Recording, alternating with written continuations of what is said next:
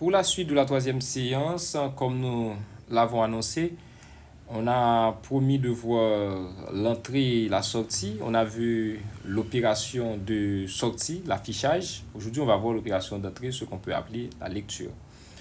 Et on avance assez bien, on a déjà vu les variables, on a vu ce qu'on peut faire avec les variables, on a vu comment on peut afficher des valeurs à l'écran, des valeurs de variables, on a vu comment on peut afficher également à l'écran des caractères.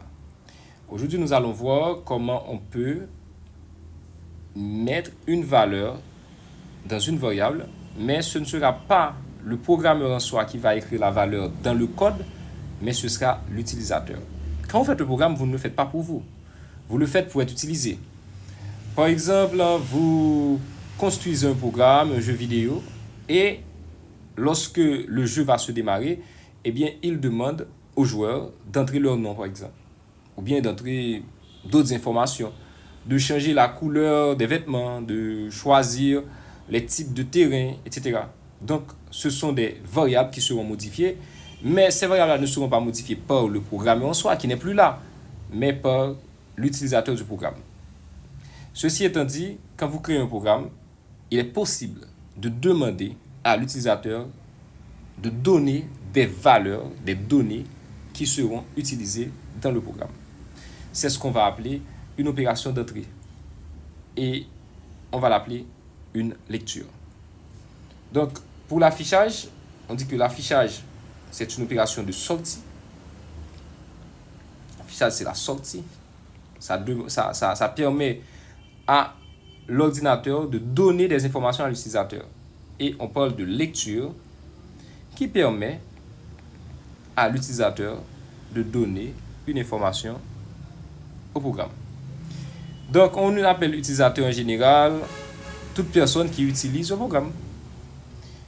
Dans certaines littératures, vous allez voir, au lieu de parler d'affichage, on va parler d'écriture. Et au lieu de parler de lecture, on peut parler de saisie, par exemple. Maintenant, disons que je fais un petit programme, début, qui va faire quoi? Le programme est censé calculer l'âge d'une personne et affiche la valeur à l'écran. Donc, je mets un nom, je donne un nom au programme. Le nom du programme, je l'appelle âge. Je l'appelle calcul d'âge, par exemple. Calcul d'âge. Ça, c'est le nom du programme. Je commence le programme immédiatement ici. Je mets début. Il faut toujours commencer par début. Je vais demander à la personne d'entrer son âge et d'entrer son année de naissance et le programme va donner l'âge de la personne. Eh bien, je fais un affichage. Alors, en général, on commence par les déclarations de variables, mais ce n'est pas nécessaire. On peut les faire les déclarations de variables n'importe où.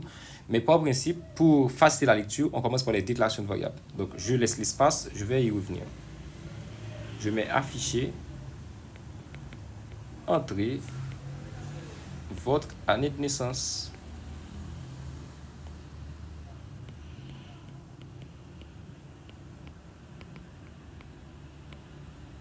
Je ferme les guillemets. Ok? Maintenant, j'aurai besoin de quelle variable? On considère que le programme fonctionne en 2024, donc pas la peine d'utiliser une variable pour stocker 2024, on utilise 2024 directement. J'aurai besoin d'une variable pour contenir l'année de naissance que la personne va entrer. Donc, au départ, une année, c'est un nombre entier. Je déclare une variable de type entier. Je l'appelle NIS. OK? Donc, quand je demande à la personne d'entrer son année de naissance, la personne va taper au clavier, va taper une valeur au clavier. Et cette valeur-là doit être contenue dans la variable naissance. N'oubliez pas, le fait de créer la variable, eh bien, j'ai quelque part dans la mémoire de l'ordinateur une case pouvant contenir une valeur. Eh bien, je demande à la personne d'entrer une valeur. Eh bien, pour mettre la case en disponibilité, pour mettre la case à la disposition de la personne, eh bien, je vais faire cette commande. Lire NIS. Donc, j'écris lire et le nom de variable entre parenthèses, cela met la variable disponible pour que toute valeur entrée par la personne soit contenue dans la variable. Et puis, pour calculer l'année de naissance, pour calculer l'âge de la personne, je pourrais aussi utiliser une autre variable, par exemple âge, et à ce moment-là, je vais faire âge reçoit 2024 moins NES, et je dis afficher, vous avez, comme je n'ai pas montré comment on peut faire l'affichage de valeurs et de caractères sur une même ligne, donc je fais en plusieurs lignes. Vous avez affiché âge sans guillemets, et puis afficher une dernière ligne, entre guillemets, 1. Et je termine le programme. Voilà. Donc, on va essayer de voir une simulation du programme, ce que ça allait donner. On met des numéros 1, 2, 3, 4, 5, 6, 7. À la première ligne, je crée des variables. Ces variables contiennent des valeurs inconnues. Ok? Je crée des variables, deux variables de type entier, NES et âge. À la deuxième ligne, je demande à la personne d'entrer son année de naissance. Donc, l'écran de l'ordinateur va me donner entrer votre année de naissance. À la troisième ligne, lire NES, eh bien, il y aura une petite barre clignotante sur l'écran.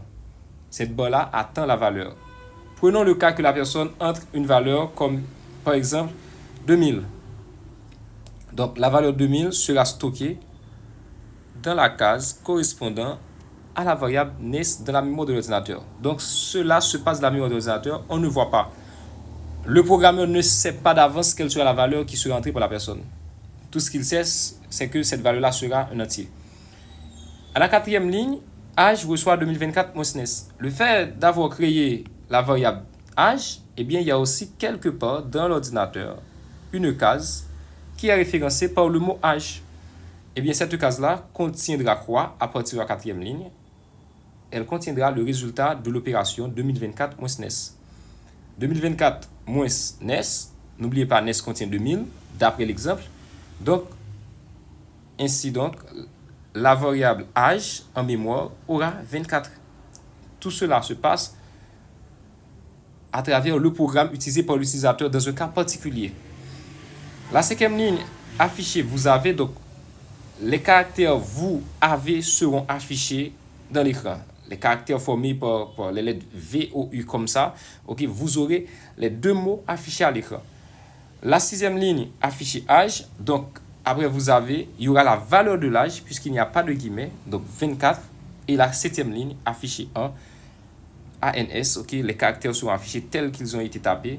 Et bien à ce moment-là, on aura les cinquième, sixième et septième lignes, l'affichage, vous avez 24 ans. Ok. Je vous dis merci. Voilà comment faire une opération d'entrée. C'est tout simplement ça. On écrit lire, entre parenthèses, on met le nom de la variable. Donc, avec cette base, vous pouvez déjà construire beaucoup de programmes et on verra, il y aura des documents en description de la vidéo pour vous entraîner à construire des programmes. Ce qui reste à voir dans le cadre du cours d'algorithme, eh bien, c'est ce qu'on appelle des conditions et des boucles. On va voir comment on peut construire un programme qui fait un comportement particulier. Par exemple, dans ce programme-là, on pourrait ajouter des conditions. Si la personne est majeure, on va dire telle ou telle chose. Si la personne est mineure, telle autre chose. Donc, on verra comment procéder pour ces cas. Et aussi, on va voir comment on peut demander à l'ordinateur de faire un travail plusieurs fois. Okay? C'est ce qu'on va appeler des boucles ou des structures de répétition ou des structures répétitives. Je vous dis merci déjà et vous avez déjà une très bonne base dans le cadre du cours d'algorithme.